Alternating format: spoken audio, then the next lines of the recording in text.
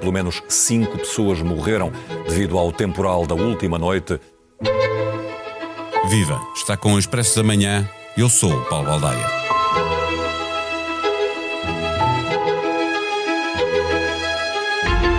A tempestade Christine matou e fez estragos ainda piores do que estava previsto, muito por causa das rajadas de vento que chegaram a atingir 150 km por hora. O aviso estava feito, mas como agora tudo tem nome e depressões que não chegam a tempestade também dão que falar, num país com pouca cultura de prevenção, há uma tendência para desvalorizar os avisos que são feitos. Porquê? Porque se tudo é importante, nada é importante. Ou seja, como na história de Pedro e do lobo, quando o lobo aparece, já ninguém acredita que o lobo chegou. Esta foi a terceira tempestade nomeada pelo IPMA em menos de uma semana e a quinta desde o início do mês. Vem aí mais, porque no Atlântico está um comboio de tempestades. A boa notícia é que é pouco provável que tenha a intensidade e os ventos brutais que teve a tempestade Christine. Convém estar sempre atento aos especialistas para antecipar o que pode acontecer e nós por cá para perceber por que razão foi tão forte esta tempestade, porque atingiu com tanta força o centro do país e sobretudo a zona litoral. Conversamos com o climatologista, fundador da Plano Clima, Mário Marcos. Não tens a sensação que o teu telemóvel ouve as tuas conversas? Sim, às vezes até parece que sabe o que vou jantar. Não se preocupe. A app Caixa Direta Empresas não ouve conversas, mas ouviu as empresas. As suas funcionalidades mais inovadoras são baseadas nas sugestões dos nossos clientes. Pagamentos com fotografia, pesquisa inteligente de movimentos e notificações em tempo real. Esta é a app desenhada com a experiência de quem a usa, feita para quem lidera. Faça o download. Caixa, com o banco certo ao seu lado, a sua empresa cresce. Caixa Geral de Depósitos S.A., registada junto do Banco de Portugal sob o número 35. Viva Mário Marques. Para início de conversa, Christine é uma depressão, uma tempestade, é tudo a mesma coisa? Do que é que estamos a falar? Bem, de facto é tudo a mesma coisa. Uma tempestade, depressão, normalmente as depressões, quando são muito cavadas ou atingem uma determinada intensidade, neste caso era um pequeno processo que é designado por ciclogénese explosiva. Normalmente uma depressão é uma ciclogénese, isto é, gira em volta de si mesma, portanto, quando existem condições favoráveis, instabilidade, diferencial térmica, isto é, um forte gradimento térmico que permite depois que a pressão baixe. Quando ela cava muito, de uma forma repentina, que foi o que aconteceu, numa questão de cerca de 4 a 5 horas, neste caso desceu a pressão quase 15 hectopascais, o que é muito, não é? Faz com que exista um acavamento e passe, portanto, a uma ciclogénese explosiva. E então aí sim é uma tempestade, porque normalmente é denominada tempestade quando os ventos atingem uma determinada intensidade e quando existe também muita instabilidade associada à precipitação, portanto, ventos fortes, ou agitação marítima associada porque a pressão é baixa e o vento também associado e tudo em conjunto denomina-se tempestade. Agora, quando nós denominamos nomes de depressões, há depressões que não são tempestades. Começa-se um pouco a banalizar o nome das depressões. Eu acho que, e volto a repetir isto já há mais de 2 décadas que falo nessa situação, só deveríamos nomear mesmo depressões que são tempestades, não sei se me faço entender, que atingem uma determinada intensidade. Para não estamos a dar nome a tudo e valorizamos Correto. tudo da mesma forma, estamos a desvalorizar. Aliás, isso leva-me para, salto aqui o alinhamento que tinha previsto, para lhe perguntar se não, falta uma cultura de prevenção no nosso país, também está associado a isso, quer dizer, já é tudo igual e, portanto, depois as pessoas também não ligam. Vemos, às vezes, em situações perigosas, as pessoas vão para o pé do mar para ver as ondas e etc. Sem dúvida. Sem dúvida, desvalorizam e é uma banalização, de facto, de algumas condições que, porventura, poderão ser confusas para as pessoas e até indicam, fui verificar, mas não aconteceu nada, nem foi nada de especial, foi chuva, foi algum vento. Sim, de facto, é verdade. Por exemplo, a Joseph, que foi uma depressão intercalar, não trouxe nada de muito substancial ou nada de extraordinário. A Ingrid, sim, já trouxe alguma situação, porque foram, portanto, ventos, foi precipitação intensa, agitação marítima e neve para as terras altas no fim de semana de 23, 24, 25, portanto, aquele fim de semana. E esta tempestade, sim, com ventos associados. A Ingrid foi também com os 4 fatores de risco, era frio, agitação marítima, ventos e precipitação forte. Fazia todo sentido. Porque é que esta depressão foi mais violenta do que é habitual com depressões deste tipo? Ora bem, Era esta isso que depressão estava a foi mais dizer, violenta. tinha tudo associado? Exatamente, tinha também tudo associado. Além disso, tinha um aspecto específico que não acontece todos os anos, que é a tal ciclogênese explosiva. Normalmente a ciclogênese explosiva precisa fundamentalmente de 2 ingredientes. É o forte gradiente térmico, isto é, haver um grande diferencial de temperaturas, quer à superfície, quer de forma vertical, e um estado aparente de calma antes da sua aproximação, que permita um ambiente favorável de grande cavamento numa questão de horas. E não sei se recorda, mas ontem, por volta da hora de jantar, parecia que não se passava nada. Estava uma calma serena praticamente em todo o país, e isso fez com que despoltasse então toda essa instabilidade, à medida que a massa de ar quente e úmida se deslocava no oceano, encontrava o ar frio mais a norte, e portanto daí que essa ciclogênese foi mais explosiva, e é uma grande diferenciação às depressões normais, porque uma depressão normal, a ciclogênese associada é lenta, portanto a pressão vai baixando, vai ganhando intensidade, vai aumentando inclusive em tamanho, portanto às vezes as depressões atingem uma abrangência de milhares de quilómetros, 1500, 2000 quilómetros, já tivemos depressões assim. Esta aqui não, esta destacou-se, portanto, da corrente de jato que estava associada à depressão Chantra, que afetou o Reino Unido, e nós chamámos a cut-off, portanto, despegou-se a corrente de jato, isolou-se, tinha um ambiente favorável para ganhar uma ciclogênese muito, muito rápida e violenta, que nós chamamos de explosiva, e foi aqui que aconteceu. Porque, repara, Paulo, por volta das 9 da noite, a pressão estava perto dos 1000 hectopascais, e passado 6 horas estava nos 980, ou até mais baixa, que há registro de que tenha sido mais baixa em algumas estações. E isso provoca um ambiente muito instável. E outra característica é que normalmente essas ciclogêneses explosivas passam mais rente ao território, portanto, associados às superfícies frontais, e depois ao efeito Coriolis, etc., desviam-se para nordeste. Esta não, esta atingiu em cheio o continente, e neste caso a zona oeste. Deixa-me perguntar-lhe exatamente por causa disso da zona oeste, especificamente.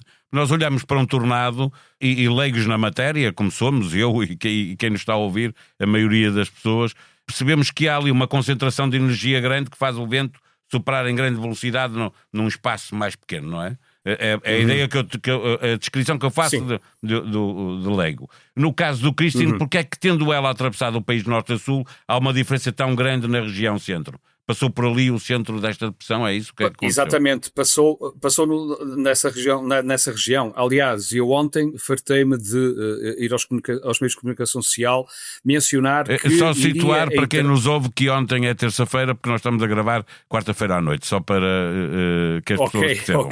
Ok, muito bem. Portanto, esta situação ocorreu, e eu mencionei várias vezes que a Christie iria passar o seu centro entre Sines e Figueira da Foz. Porquê? Porque havia 2 condicionantes. Primeiro, a tempestade Chantra, que fazia com que ela não conseguisse ir no seu fluxo oeste-leste, e com o efeito Coriolis desviar-se mais para norte. Não. Aconteceu que tinha algo maior e que rodava no mesmo sentido, fazia com que essa pequena deslocação e que saiu da corrente de jato se deslocasse mais para sul. Depois, existia outro fator, que existia cisalhamento em altitude, chamado o wind shear, que desgastava eventualmente a evolução do trajeto. E isso foi também que fez com que fosse mais severa no litoral do que no norte? Exatamente, porque o centro passou praticamente entre Leiria e, digamos, a norte de Coimbra, ligeiramente a norte de Coimbra, portanto, ali a roçar, portanto, o sul de Aveiro, distrito de Aveiro, mas... Lá está, como é na mesma uma corrente, e está associada à corrente de jato, mas está isolada, portanto aí chamada cut-off, está isolada, há na mesma o processo que Imaginemos um relógio com os números das 12 horas, não é? O que é que acontece? Nós estamos a norte, na entrada direita da corrente, e existe aqui muita positividade na advecção de vorticidade, que é que isto quer dizer? Muita estabilidade na entrada, portanto, a norte, portanto, precipitação, células embebidas, portanto, chuva e alguma instabilidade. E a sul é onde os ventos, normalmente, que é a saída esquerda da corrente, portanto, que é às 6 horas, não é? É onde normalmente existe maior instabilidade, ventos associados, correntes descendentes, ascendentes, e neste caso, como era um vórtice do centro da depressão, e nota-se isso nas imagens de satélite, a sul, as regiões fossem apanhadas ou colocadas sobre a ação dessa parte do núcleo da depressão, iriam levar com o vento mais forte e com a instabilidade mais forte. E mesmo alguns relatos, Paulo, além do vento associado sustentado, existem relatos de pessoas que dizem que aquilo foi muito rápido no ápice e aconteceram situações em que a casa de vizinho não foi afetada e a do lado foi. Portanto, isso indica que existiam correntes também descendentes muito fortes associadas a essa instabilidade. E muito bem grande. demarcadas, não é? Para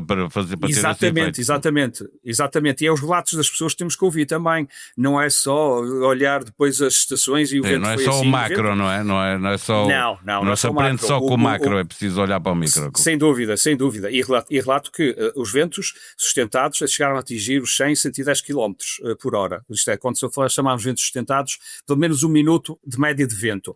E as rajadas é que atingiram os 145 no Carvoeiro, os 174 ou 154 em Leiria, e em Ponte Real foi muito mais elevado, mas são rajadas. As rajadas de vento são as que provocam os danos. O vento é sustentado também, mas são para as fecharmos a nossa conversa, pergunto se há mais a caminho. O que é isto de que se está a falar, comboio de tempestades? Ora bem, comboio de tempestades não é nada mais do que o alinhamento sucessivo do Storm Track. Portanto, a corrente de jato está mais a sul, é a corrente de jato que é precursora da ciclogênese, isto é, da formação de depressões, e nós teremos, sobretudo a partir do dia 1, agora nestes dias teremos mais instabilidade a norte, durante o dia da manhã ainda teremos uma superfície frontal fria a passar sobre o continente, sobretudo durante a madrugada e manhã do dia 29, portanto teremos o quê? Teremos aqui uma situação com alguma atenção, mas nada de especial, mas mais sobre precipitação. Depois uma melhoria tendencial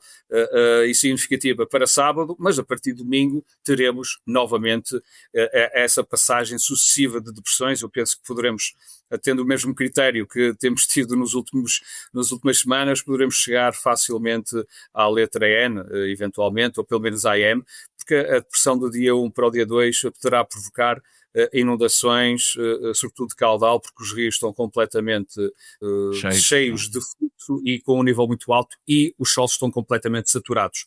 E com a neve que irá derreter nos próximos dias e com a precipitação de logo à noite, sobretudo em altitude, não só em Portugal como em Espanha, nos picos da Europa, no Cantábrio, que abastece a maior parte das bacias geográficas e a principal do Douro, irão entrar em stress e as barragens portuguesas já estão no limite da sua capacidade. É bom que nos próximos dias consigam fazer descargas preventivas, porque senão teremos complicações. E depois, pelo menos até o dia 6, 7, teremos esse padrão. Mas depois penso que a partir dessa altura teremos o início de algum sossego em termos de tempestade, e poderemos ter o quê? Poderemos ter aqui já o anticiclone, seja os Açores ou seja uma alta pressão na Groenlândia, que eu penso que poderá advir aí uma alta pressão na Groenlândia. Poderemos ter a injeção de frio e vamos ver se será só frio ou teremos algo mais para a segunda semana de fevereiro, mas tudo indica que poderemos ter aqui um aquecimento da estratosfera no início de fevereiro, que é percutor depois passado 10 dias, 12 dias sobre a troposfera, e no local onde que vai dividir o vórtex polar em dois. Eu já vi isso no passado, a última vez que vi esta situação já foi para aí há 25 anos, sensivelmente, e gera um bloqueio na Groenlândia e há o quê? Há aquele corte da passagem sucessiva da corrente de jato e de tempestades, mas poderemos ter aqui a situação de frio, eventualmente com bons estados de tempo.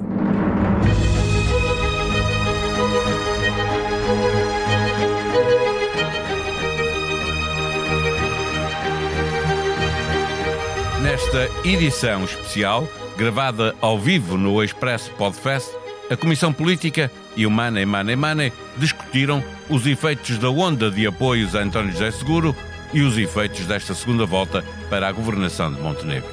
o autoproclamado líder da direita, está atrás de Seguro nas sondagens e até nos apoios declarados à direita. Neste episódio da Comissão Política, discute-se a reta final da campanha e, sobretudo, o que ficará dela para o futuro da governação. Esta edição especial ao vivo é conjunta com o Money Money Money e tem comentários de Eunice Lourenço, Vítor Matos, João Vieira Pereira e João Silvestre. A moderação é de David Inês. A sonoplastia deste episódio foi de Gustavo Carvalho. Nós vamos voltar amanhã. Até lá, tenham um bom dia.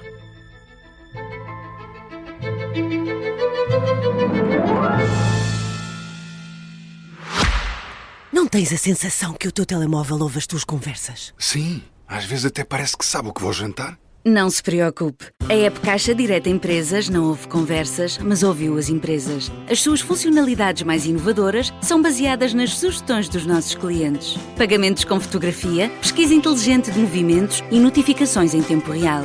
Esta é a app desenhada com a experiência de quem a usa, feita para quem lidera. Faça o download. Caixa, com o banco certo ao seu lado, a sua empresa cresce. Caixa Geral de Depósitos S.A., registada junto do Banco de Portugal sob o número 35.